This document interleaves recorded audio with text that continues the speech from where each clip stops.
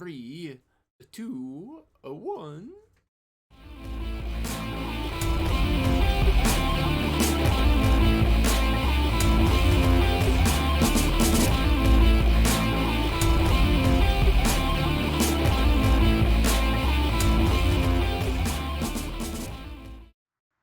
Welcome everybody to Geekvice episode 287, proving any vice with enough geek can become a virtue. My name's Morph, that man's Kip. Good evening, Kip. Good evening. We're gonna try something out for a little bit. Yeah, how are you doing in this still quarantined and stuck in our houses, at least for like. Oh yeah, I totally expect this to go to June 1st. Oh yeah, me too. Me too. The mayor of Gardner, Kansas, where I live, said that he put up on Facebook, because everybody puts good information out on Facebook. He posted on Facebook that he's ready to open up the city of Gardner, Kansas on May 4th. So we're gonna have a big parade that's gonna be May the 4th be with you. Star Wars. Not really doing I was gonna say they're just tempting fate. yeah, no, they did say that we're gonna open back up, but that's providing the governor says we can open back up. So it's just the blowhard that's our is. Well, at least you don't have the mayor that Las Vegas has. Why would they? I missed that one. Uh, she was interviewed on Anderson Cooper, and even Anderson Cooper was like, "Holy shit!" Yeah, she wants to open up all the casinos and hotels, and yeah, Sounds like a good idea to me. Bring them all back. yeah, Let's go, sure. everybody. So bringing back some old school stuff though. Drink of the day. I'm enjoying a nice little beverage tonight. Gold Cliff IPA. Nice. Kona Brewing Company. It's brewed with real tropical pineapple. Yeah. What the other kind of funny thing is, Kona Brewing Company is in Hawaii. In case anybody doesn't know, Kona is Hawaii. But it's kind of funny. So like on all of the Kona Brewing Company's beers, up on the top label, they write like a little bit of something of like where these come from or what inspired this type of beer. It's funny because they talk about Lanai, which is one of the like cities and or islands, and it's funny because I've actually been there. That's the only place in Hawaii that I've been, but I have been to that little island. Nice. I've Yeah, never been to Hawaii. I went there once. My wife was pregnant with this one, Hawaii. Yeah, and that was really funny because that was when she had the reverse of morning sickness. She could eat fine in the morning. She wasn't sick in the morning. She felt sick in the evening. So we would go to dinner and she would order like I mean we're in a like a whaling village in Hawaii, like all kinds of fresh seafood. I mean really good stuff. And she loves that stuff. So we're at a restaurant there. She ordered a big meal. She took a couple bites of it. She's like, I just can't eat this. So we boxed it all up, took it back to our hotel room. She put it in the fridge, got it out in the morning, and heated it up and had it for breakfast. Like, well, and we went in like November. We went in the fall because football season was on, and it was the weirdest thing because we went to a bar on Sunday morning to watch the Chiefs play, and the game started at 7 a.m. in the morning. So That would suck to have sure that. as, sure as shit, I had myself a beer at that bar watching the Chiefs play at 7 o'clock in the morning. But yeah, that was we've been there once. It was good times. I'd like to go back. I'd like to do a little bit more stuff over there. I really want to go to Pearl Harbor over there, and I've got to take Reese to that because he's big into World War II and all that stuff. One of the nice things, I'm going to give you a positive coming out of this quarantine, is there's a lot of these museums now are closed. People can't go into the museums. So instead, the curators and the people that work at the museums, instead of, um, you know, working on exhibits and having for people that are coming in, instead, now they're doing like webcasts and things like that that, are open to the public. So then you can watch these things. And the World War II Museum, the National World War II Museum in New Orleans, has been doing something. They do a Zoom webinar every day at 11 o'clock, and it's about a different thing, but it's all centered around World War II. So um, I didn't ask Reese what today's was, but he's been doing it every day at 11 o'clock. That's on his thing. He hits me up. You can find it on their Facebook page. Just look up the National World War II Museum. They uh, they have it on there. You can go listen to their Zoom meeting, or you can watch it on Facebook Live if you want. Sometimes it's really interesting. I think yesterday's was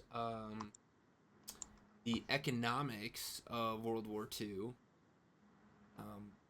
kind of the before and after and what happened in between, and then but like one day was cooking during World War II, like how like foods and things that both people here in the United States were eating at those times, and like what they were having to like ration because supplies were low because of the World War, and but then also what you know your soldiers and everything were eating when they stuck over in other places. It was a lot of this stuff's been really interesting. That would be interesting, especially the food rationing, because that generation just got out of the depression. Yeah, yeah, So they were either really used to it or they immediately went to bad habits when the depression ended. Now they had to go back. right, right, yeah, yeah, exactly. And it's really interesting because Reese he just turned 11 years old, and and so it's kind of crazy listening to him talk about some of the stuff that he has read and some of the different articles and some of the stuff that he's learned from watching this stuff. He really has an infatuation with World War II and stuff in it. He actually, so we had gone years ago. We were going through and buying books for the school at the Scholastic warehouse sale here in Kansas City, and we're walking through and we told the boys like, hey, you are not getting any books, these are just for your school, like this is part of our us helping out the school. And it was all done with like um school's funds purchase it. And we when we got done we were like, okay boys, you can each have like one book. And the book that Reese picks out, Hitler's Youth. He found a book about Hitler's youth, and he's like, I want to read this. And this was like, he was maybe second or third grade, and I'm like, dude, that's rough. Like, no. And Amber's like, well, like, he's like, I really want it, Dad. It's like, I really want to read this. And I'm like, I don't, like, okay, I'll get it for you, but you're not reading it by yourself. Like, we're going to read it and talk about it every time you're reading it so that I don't need you going down Hitler's youth path here, buddy. Um, Right. so we'll talk about it. And then my mom, who lived in Germany after, heard my grandfather was stationed over there, so she lived over there with her family during her elementary school years, and she saw that book and she's like, well, I want to read this book. So then she borrowed it from me, so he hasn't had it for a while. She just finished it and got it back to him. And she told me, she's like, yeah, you might be old enough now to read it, but it's deep and very hardcore. So we'll see if he actually max out reads. Like I feel like I need to read that one before him just so that I can be prepared on what's going to be in it. But I mean, that World War II, there's some crazy good things and there's some crazy bad things, and he's learning about all of it. Kind of cool. That's good because I'm a firm believer in the those who don't pay attention to history are doomed to repeat it. Me too. So I'm glad that at least somebody in his generation has an interest in it. Yep. I will watch anything on World War II on the History Channel. My wife's like, "Why are you watching this?" It's like, because I got to see how this shit went down, Yeah. so we know what to look for if it ever starts to happen again. Yeah. Yep. I agree with you, and you know it's kind of scary with some of the parallels that you can that you can watch. He even made the comment, like even just with the quarantine and the stuff that we're kind of going through now, when they were talking about rationing and things like that with food shortages and stuff like that, he made the comment and kind of compared it to what we're going through now. Like, no, we're not rationing, but you know, we have stopped going to the grocery store. We bought stuff at the grocery store to last us a couple of weeks, and then like we're not planning it. We're gonna make do with what we have here and try not to go back with this whole social distancing. So it was interesting how he was starting to pick up parallels, what happened in World War II and kind of what we're even going through now with this whole quarantine and COVID-19. Kind of crazy. Makes me sad that 11-year-old kid is already smarter than I am. Yes, he's yep, and he will let you know it too cuz he's a smart ass. But it's still fun when he comes down. The other day he came down and started talking.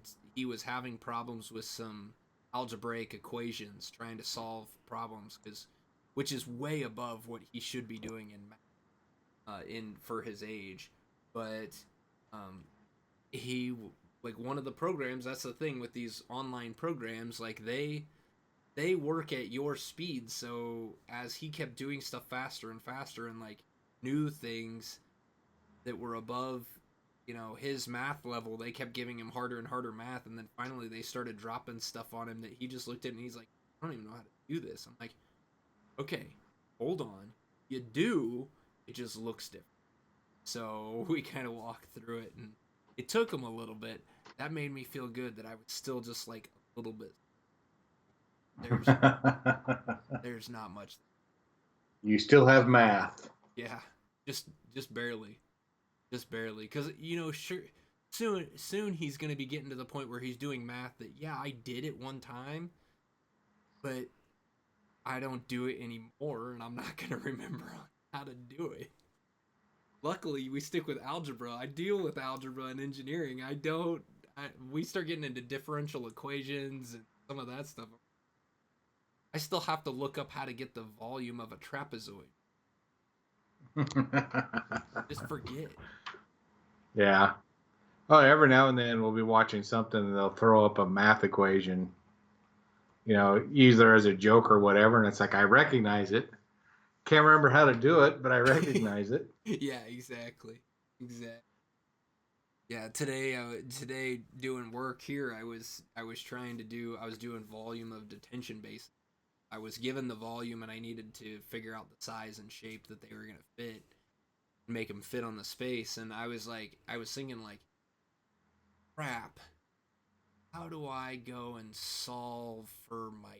I know I need my bottom area and my top area. How do I? What's the vol? What did I? So I had to look it up and like, oh yeah, that's the formula I need. Oh yeah, and it was just like, oh, I, I felt like an idiot. I was just like, don't do it very often. Yeah, if you Don't don't do it, use it, you lose it. right? But yeah, the things here are going pretty good.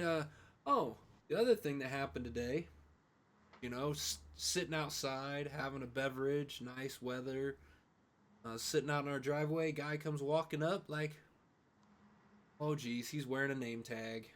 He's got a lanyard with a name tag. Like, what are you selling? He's like, I'm a roofer.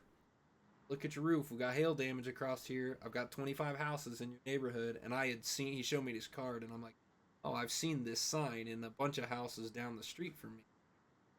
And he's like, hail damage. We can get insurance to cover some of this stuff. And I'm like, all right. I'm up on the roof. Take a look. Tell me what you think. He's like, see it. We could get you a new roof. Like, you file your claim, and the adjuster's gonna come out. Call me, and I'll be here and we'll walk through it with them. I'm like, gee. I was like, oh, and not more than an hour before him, I had just signed on a guide to redo my deck. Dang it!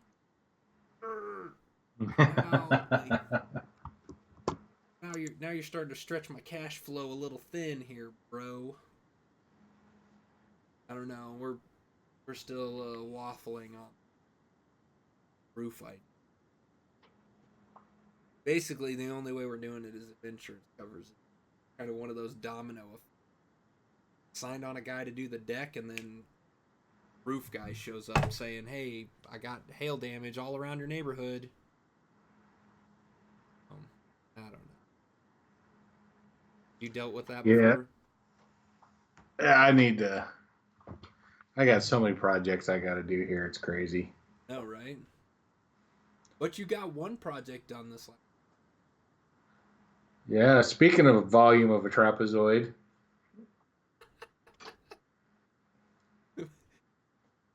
Volume or volume? That's the same word. It is the same word. Thanks for catching up. Yeah, it takes a little while. Hey, I am wearing my witch slap shirt. Nice. Throwing a little witch slap love to our prolific games guys. Yeah, so my wife drives a 1997 Honda Civic. Okay, that's a nice You've car. seen Honda Civics on the road, and you're like, it's a small car. Yep. 97's even smaller. Well, especially since 97 is now, 23 years old, yes. 23 years old. I was trying to do the math in my head. It wasn't working. Yeah, so, as usual, I watched some YouTube videos on how to do some things before I started. What you do, yeah. It is what you do. And I'm like, oh, crap. So I'm replacing the car stereo in her car. And Crutchfield, huge props to these guys. You not only get the stereo, but they send you the wiring harness so you can hook it up pretty simply. Nice. So installing the radio, stereo, whatever you call it, piece of cake. Getting to it, whole different story. So I did this in my 2004 CRV. And it was a piece of cake because there's the console, there's a couple screws here, a couple screws here, you pull the faceplate off, radio comes out, you hook it all up, push it back in, put the screws in, you're done. Way it should be. So the first video I watched starts off with, first thing you do is remove everything out of your glove box. What? Then you have to take the glove box off. Like, I want to replace the stereo, not the glove box. What's going on here? Yeah. So you have to take that off to get to two screws. I'm like, okay, if that's the worst it is, no big deal. Then he goes to the other side of the car, and the dash piece underneath the steering wheel, you got to take that off. Oh, yeah. Of course. So you can get to two more screws. So you pretty much dismantle the inside of this car to get to four screws. So you remove those, and it's like, okay, that's pretty easy, but stereo isn't going anywhere. You continue to watch it, and you're like, way in the back underneath is two screws behind the stereo that holds it into place.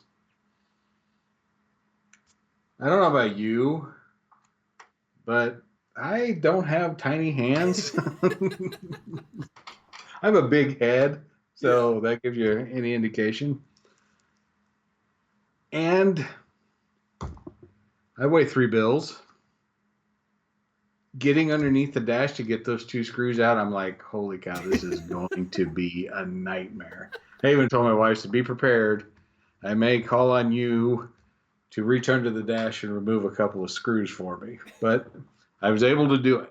Oh, there you go. Did you have to use one of those like the worst part for me with working on a car is when you're watching the video and they pull out this tool that's a screwdriver with like you've got your screwdriver handle here, and then you've got another part that comes off at an angle here, and then another one that comes off the angle here, and they're all like twisty bendy thing, and you're looking at that going, dude, how the hell do you turn that and actually make it all work? Like, that's not physics doesn't work that way, Yeah. guys.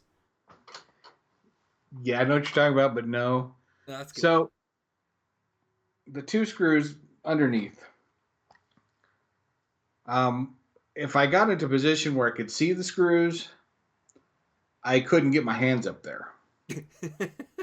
If I could get my hands up there, I was not in a position to see them. So Those are my favorite. So I looked under there, and it's the type of screw that has a Phillips head and also a 8 millimeter head on Oh, it. okay. So I could either use a Like a screwdriver socket. or a socket wrench. Nice. So I didn't have a socket wrench in the car at the moment.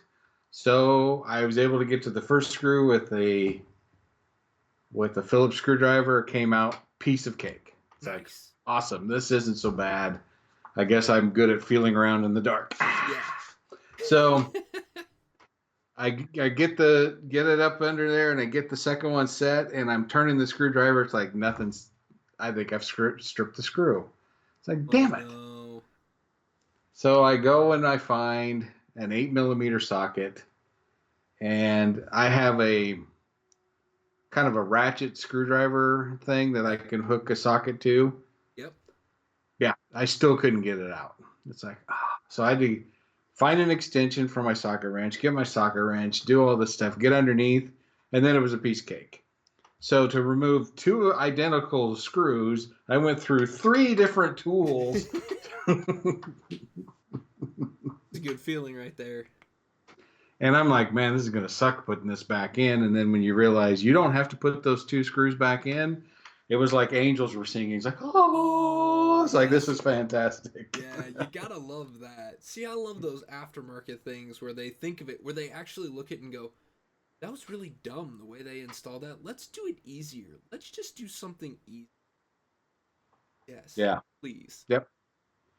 Yep. So I pulled out the old stereo, unhooked everything, put the new stereo in. It's like, well, before I bolt all this back up, switched the key on, stereo came on, Yeah. everything worked great. It's like, sweet.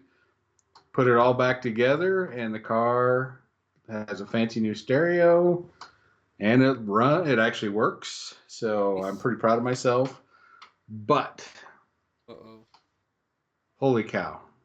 I don't know what Honda was thinking to make you take the dash apart just to remove the stereo, but there it is. Hey, I am just glad to hear that you turned the key on, made sure that stereo worked before you started putting everything back, because let me tell you about the first time or actually the last, it was first and last Okay. time I replaced the stereo in my car. This was back in the mid 90s. Yeah, mid to late 90s. And it was oh, well, it's funny. Yours was a 97 car. I think mine was like an 8 something. Cutlass Calais, I think is what it was. And Oh my.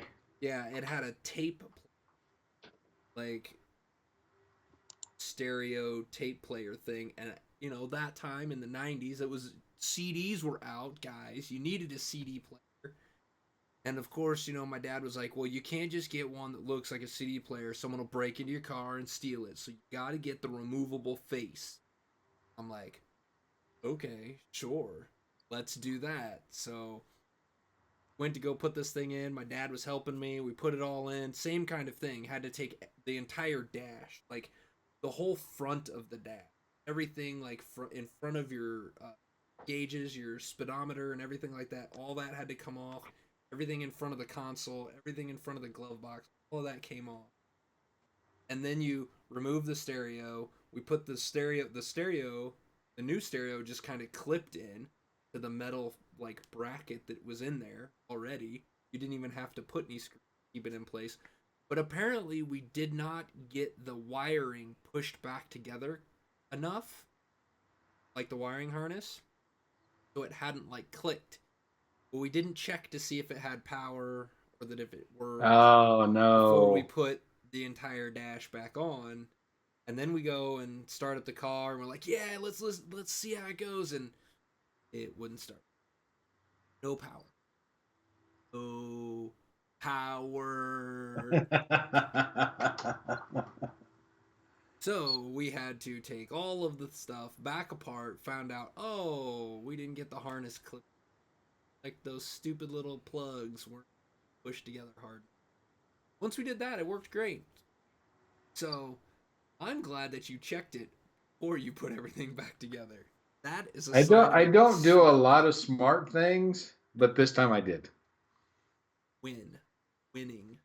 It is a win. Yeah, and the best part about it, honestly, is the instant gratification. Yeah. Yeah. You get the dash all together. You start the car. You have the wife come out. She plays with her new stereo. It's like, yep, I'm winning. Yeah. yep. No, that's really the best part of making it all like so. Yeah, it's that it's that instant gratification when you're all done. Well, it's not even really instant. It's just the gratification of all the work that you put into it. I'm guessing this was not an instant project. What'd you say? You probably spent what, an hour or two doing it? It took an hour. Yeah. See, and that's, to me, that's a short project. Anytime changing a light bulb in like the headlights in my car, I feel like it takes me multiple hours to do it, and I don't know why. Probably because I have the same problem you do. I have gigantic hands and they don't fit in small places. My biggest problem is my knuckle width is wider than I think it should be, and so whenever I try to stick my hand in somewhere, it only goes to like the length of my fingers, and I can't fit my hand farther. So it's like, oh hey, just grab that light bulb, reach in there. You watch a YouTube, they're like, just pull this back, reach in there, grab the light bulb, and pull it out. I'm like, my it. I have lots of cars don't like it. And I was actually like, it's already almost healed, but I only cut myself once, so that was good. And the funny thing about it is I had two car projects so far to do during quarantine, one on my car, one on hers. Mm-hmm.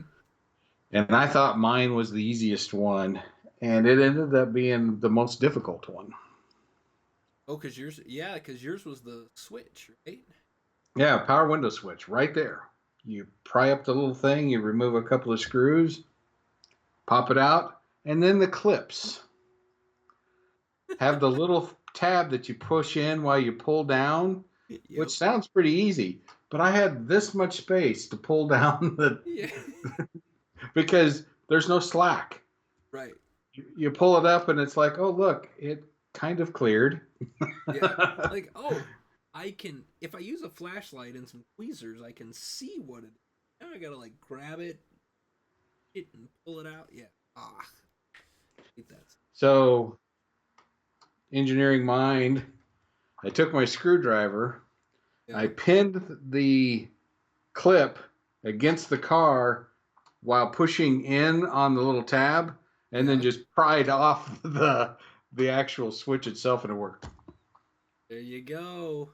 And it's like, all right, now let's see, smarty pants, how you gonna put this back on? Right. Exactly. Yeah, I popped it on there, turned on the key. None of my windows worked. It's like, Oh no. I had the same problem you did. Didn't get the clip completely snapped into place. So the easy one I did like 2 weeks ago. Yeah, I cut my fingers to hell. It took probably an hour and a half. It was a lot harder than taking apart her entire dash and replacing the stereo. So don't judge those books by their cover. Yeah, yeah, understand that one. Well, since we're talking about like improvement projects for the quarantine, so my wife is a gardener, loves like fresh vegetables. She likes gardening. Um, so we've tried to do a garden for years, and before we had kids, it worked a lot better. When we had kids and we're busy and just have the time to keep up with it. Well, now that she works from home, she's like this year she was going to do it. Then when the quarantine happened, she's like, we're really doing it. So she started from seeds. Uh, Started some seeds of different things: cucumbers and carrots and peas and green beans and corn, watermelon, Dang. cantaloupe, a whole bunch of different stuff. And she's like, we marked off an area. This is where we're going to do it. We even bought a tiller so we could till up the ground. Got it all worked up. Got all the stuff planned. We knew, okay, we've got two dogs. Right now they're both sleeping here, but one of them is a beast. Her back sits about probably 2.5 to 3 feet in the air. She can put her head on our kitchen table without jumping so big. Nicest dog in the world. Thinks she's a lap dog and also does not understand that she is like 100-pound bull in a china shop. So we should have thought about. We knew that she would get into the garden if we didn't do anything. So we're like, okay, well, let's get some fencing. We'll put it up there. So what we got was like this. It's like garden fencing. It's just like plastic net is really what it is. Kind of looks like, think construction fence, but on a smaller scale. It's not orange and it doesn't have the weird shapes in it. Just a mesh fence, but it's plastic, like a easy to cut with a utility knife. Put it up with just some plastic posts. No big deal. Like, this is gonna work great.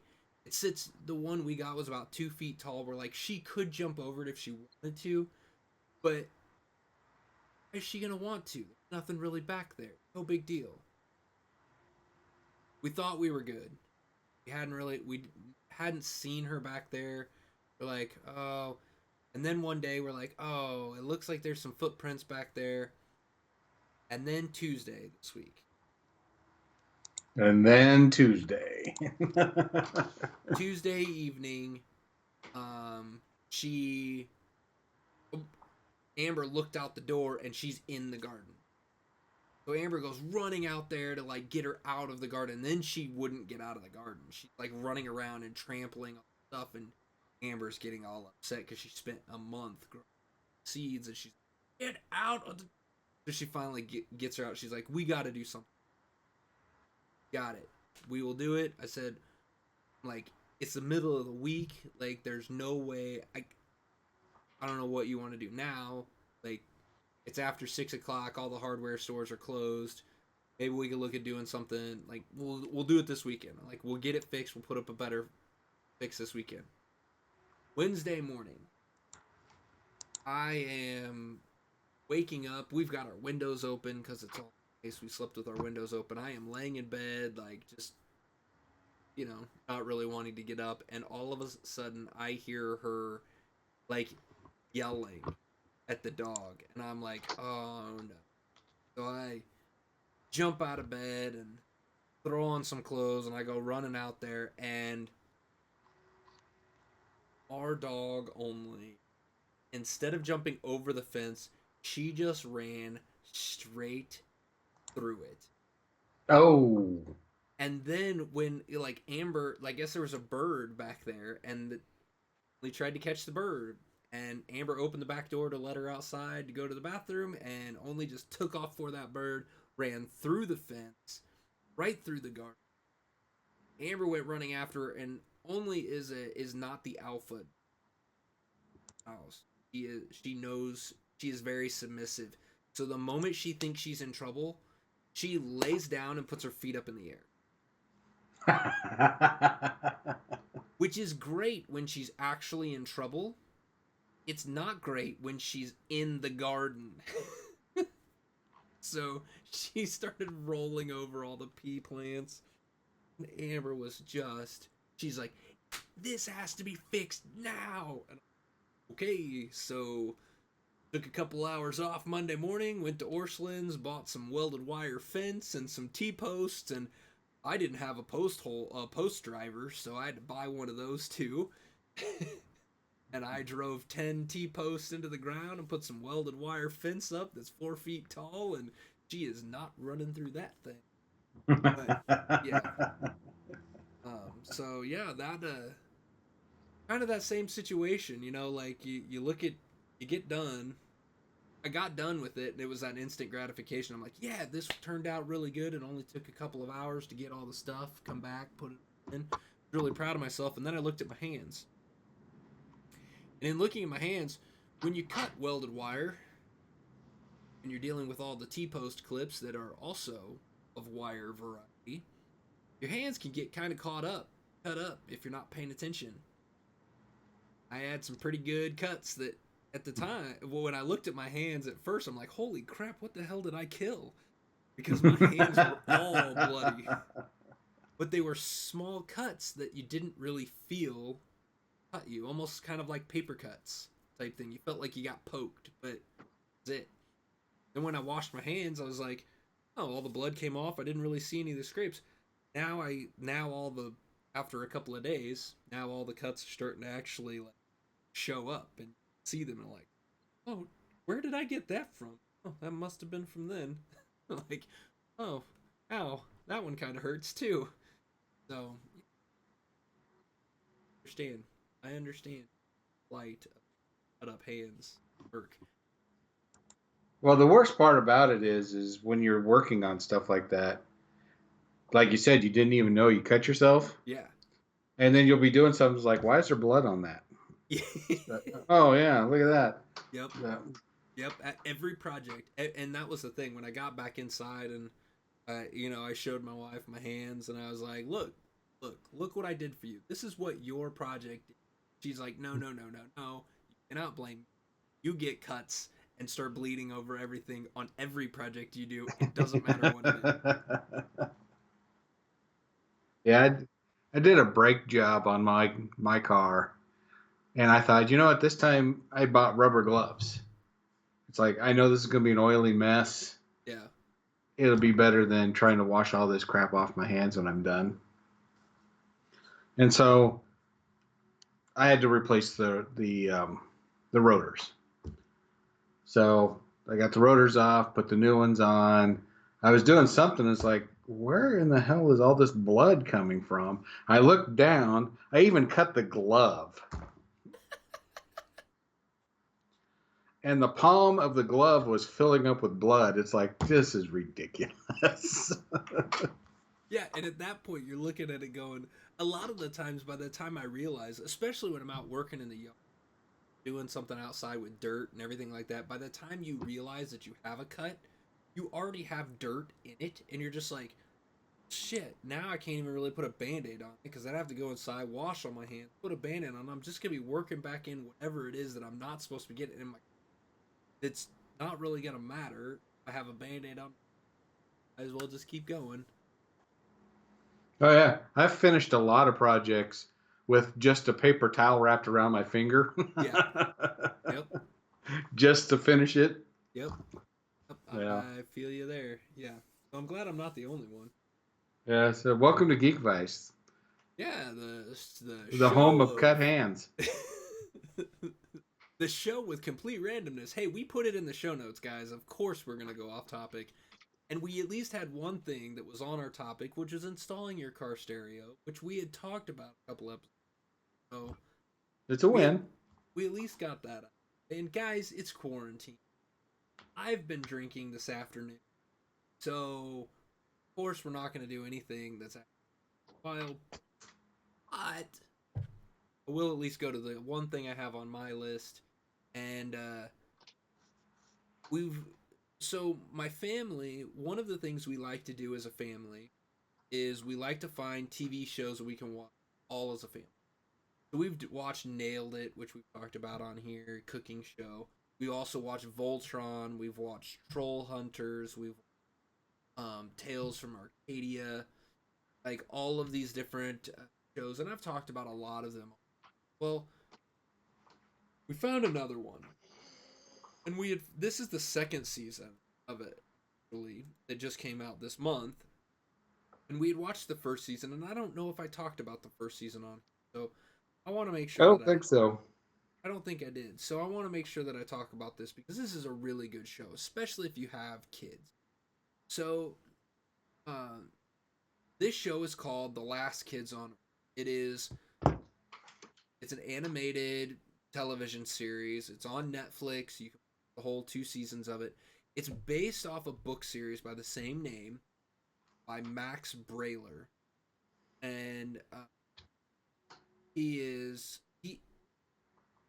it's the books. My kids have read the books occasionally, but they're books that they can read. They're not overly complicated about like Pride and Prejudice. These are kid friendly books. The story takes place. These are all teenagers, 13-year-old kids. There's four of them, and they are literally the last kids on. They zombie apocalypse has happened. Monsters rain down from the sky. Nobody has any idea why they're there. All of a sudden, all the people are gone except for these four kids, and there are zombies in the streets. There are monsters all around, and they're crazy monsters. In the first season, none of them talk. Like it's all just like monsters. Second season, there start being intelligent monsters there that they a bigger Hmm. story plot comes along, so it becomes a little bit more in depth. A lot of these episodes, so there's 2 seasons of it. I believe the first season is only one episode, but it's like I think it's like an hour and a half long. It's almost like a movie, I think is the way that's set up. The Okay. second one is 10 episodes at 30 minutes apiece. And uh, the, the story and the way most of the episodes in the second season are fun, lighthearted, almost kind of like Monster of a Week. Like, oh, hey, we ran into this guy. And there's an overarching story, but it's only touched on a little bit here and there. It's really more about the adventures these kids have, crazy ideas they come up with, and all that. And it's a lot of fun. There are some episodes in there where even my wife, when we were watching this, she goes, "Man, this thing got," um, where they actually like hit on some real like you know real hard hitting topics of alone and having friends be your new family. That Hmm. this idea that hey, just because well the main character Jack Sullivan he was an orphan. He has moved around foster homes. He's had different adopted families, but he's never really felt like he had a family. And now with this group of four kids that are have become his friends and they're the only humans left, they feel like a family now, and that impact is the way they talk about that. I thought it was really good. So it was not most of these episodes. Sometimes when you get into kid shows or shows written for kids, you get this. I don't know if you remember cartoons from like the 90s where it's like the heavy hitting moral of the story thing at the end of every episode. This doesn't Yeah. have this doesn't have that. Not on every episode, but there are a couple of episodes in there where you sit back and you go, "Wow, there was actually some growth to these characters. Really well written and fun." The great part about it is like Jack Sullivan is living in this world where he is literally making the absolute best thing that he can think of out of this world, the situation that he's been put in. And it's a great story of just looking for the positives in everything. Even though everything seems terrible, looks terrible, you could still have fun with your go out and do it. He makes in the first season before he runs into all these other kids, he thinks he's the only one, and he even says at the beginning, he's like, I made different achievements to unlock, like a video game. He's like, one of them was monster riding, and it shows this giant like furry monster like walking down the street, and he runs up behind it and like jumps on the back of his leg and grabs onto the hair and rides it for a couple of steps before he falls off. It's like achievement unlocked, and he sits there, and of course the screen gets all has that shock, like you get an achievement in a video game, something like that. Right. So, it's the fun stuff like that sometimes I sit there and look at it and just laugh. One of the characters, one of his friends, Quint Baker, he's hilarious because he's the nerd and skinny black kid, not really athletic or strong, but he's got the brains. And I love it because his line a lot is, maybe I'm Quint essential. So I laugh at the little dumb dad jokes that they. But yeah, it's a fun show if you're looking for something. Hey, you say every once in a while you watch these deep shows and you need something lighthearted to bring you back out of out of it, make you feel good. This is definitely a show you can watch in those times. It's short. You can breeze through it in no. I didn't I think realize it was animated. it's all animated, but it's a good animation too.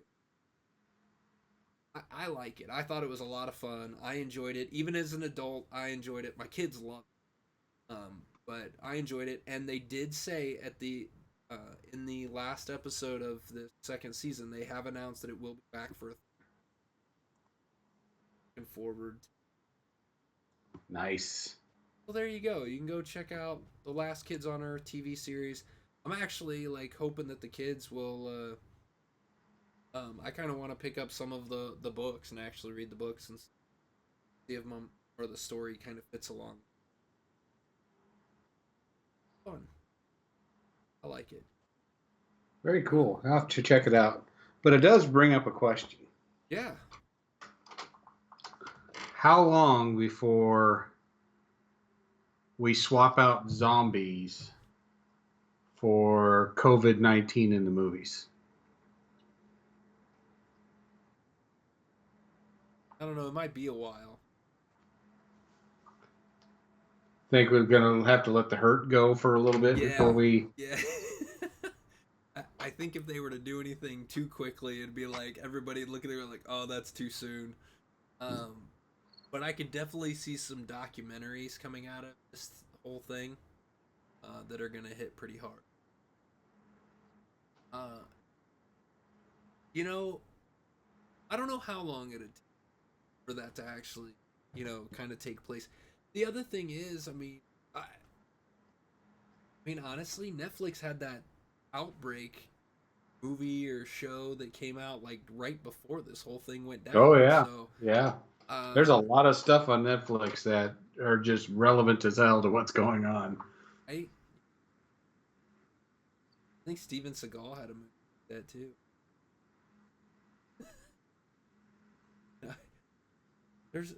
What was that movie? God, thinking of. Oh yeah, it was Outbreak, 1995 movie.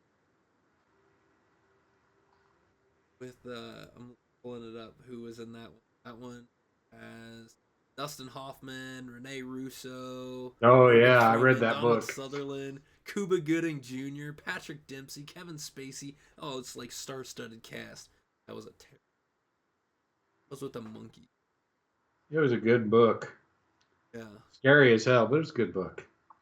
But yeah, they. Yeah, the book was called Hot Zone, I believe. Oh, was it? Yeah. You were right. Based on the Richard Preston's nonfiction book. Believe it or not, I had to read that book for my technical writing class in college. Really?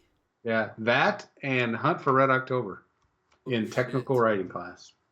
Well, I can see a Hunt for Red October. I mean, Tom Clancy writes technical books,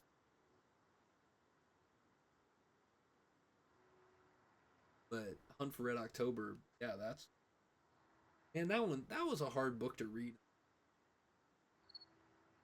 And I was never able to get. Well, I had to. If I wanted to graduate.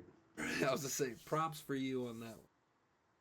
No, I don't know. I don't know when the COVID-19 thing will become the new virus of choice. I honestly, I think it's got to be. I think you're probably looking at 2 to 3 years down the road Yeah, because I don't think it's going to be in 2020. That's for sure. well, and nobody's writing anything right now. It's gonna take. Well, I guess maybe there's probably people writing stuff, but by the time it gets like picked up, it goes through pre-production, casting, filmed, and then it comes out. You're looking at a couple years down the road before it could even be in the be out there. But I mean, there could be some.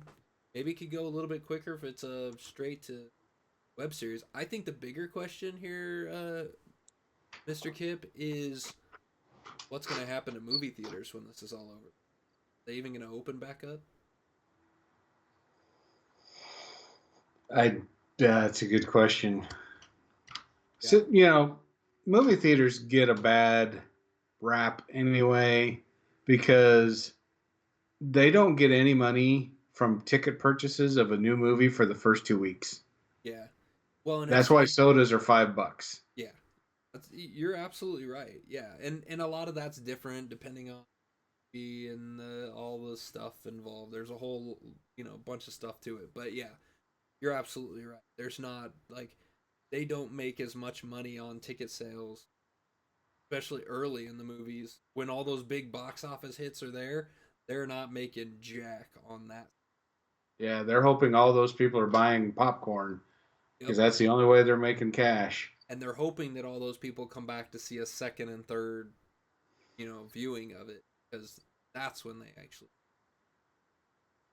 So my thinking is either the movie theaters figure out that, hey, we can just put this straight to video service and charge like a pay-per-view like $20, Yeah.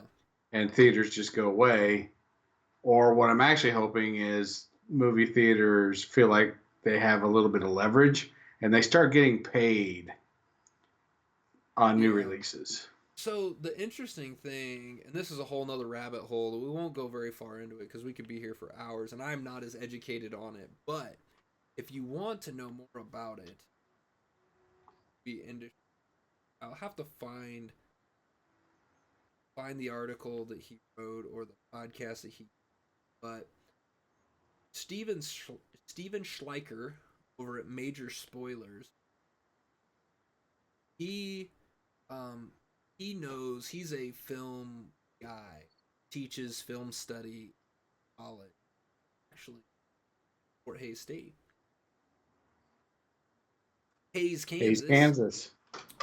your neck of the woods, and he's a really smart guy, and he had some ideas on this, and I guess there's a precedence to this that happened back in like the 60s, 70s, 80s, like the early movie theaters, like coming out, and that they had deals like the movie theaters were actually owned by the production, like Disney would own a bunch of theaters, to put it in more modern terms. Well, so then those theaters, since they were owned by Disney, they could show Disney movies and didn't really care if they made money. It was just a way for people to go see their movies. They make some money, but Disney made the monies, the theaters made the monies, more people went to see the stuff, and they could make money off of like those because they weren't having to pay to get, let's say, Avengers Endgame into their theater, they were actually making money off of their ticket sale of every Right. movie. So they would make money off of big blockbusters. So then when little, like, other movies that didn't work out as well, they stayed in theaters longer. So you had a chance of seeing these smaller budget movies because they could stay in the theaters longer because the theaters weren't worried about My people. cat completely agrees with all of that. She does. I'm glad that somebody does. So, the what Steven had explained in one of the podcasts that I listened to him with was that the at some point the monopoly acts kind of got put in, and like, okay, we got to stop the production companies, the production houses, from having these theaters because it was a conflict of interest, and it forced them apart. Well, they didn't change the laws, they just started enforcing them. So there's an idea that they could go back to stop enforcing this idea that they can't be owned by the same people, and you might be able to start seeing theaters be able to resurface and handle, um, with different type of situation where maybe like Disney buys AMC, or maybe not all of it, but buys a portion of, and therefore AMC doesn't have to pay to run Disney movies, you know. So there's a possibility of something like that happening. I'll have to find it, and I'll put it out there because he is way more knowledgeable than I am. But yeah, if you want to check him out, he's majorspoilers.com stuff. They are pop culture and mainly comic books, but they'll do a lot of pop culture, and they also have a D&D called Critical Hit. Yeah, we need to put that info out there so people can see what you're talking about. Yeah, so you can go check those guys out. They're really good. They've got good stuff over there, and they've got a lot of good information. But yeah, there's going to be a lot of stuff that comes out of this whole COVID-19 that we don't even realize. It'll be interesting. Get there. Yeah, the world will not be the same whether we want it to be or not. So it'll be interesting. That is true. All right, guys. Well, we have rambled on long enough. I'm sure everybody in for it. Exactly. But so here you go. We'll let you do what you know you need to do. You can go check out our blog at Geekvice at blogspot.com. You can go follow us on Facebook, facebook.com/Geekvice. Follow that man over there on Twitter at Kip Killigan. You can follow me at Geekvice. Go check out our YouTube channel. We got stuff up there. You know, this show is on there. We've got gameplay, like let's plays, walkthroughs, all kinds of stuff up there. Go check it out. Go search for Kip Morph on YouTube. It'll take you right there. And of course, as always, you can reach us by email at geekvice@gmail.com. Thanks everyone for listening to our ramblings, and see you next time. Later. This podcast is part of the Podcast Arcade Network.